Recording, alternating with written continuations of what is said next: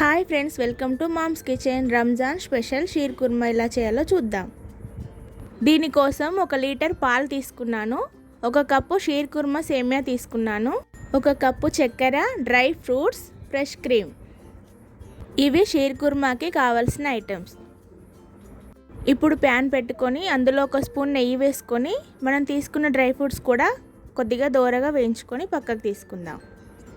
నేను బాదం, కాజు, ఎండు ద్రాక్ష తీసుకున్నాను.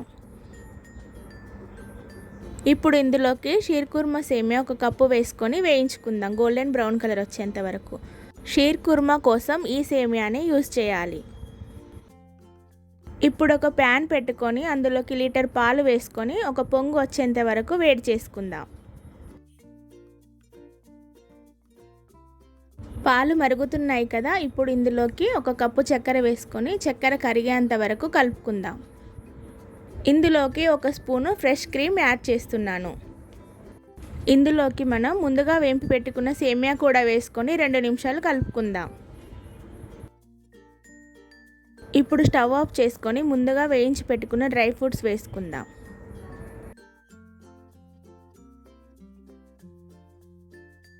ఇలాచీ పౌడర్ కూడా వేసుకుందాం. Tasty sheer kurma ready.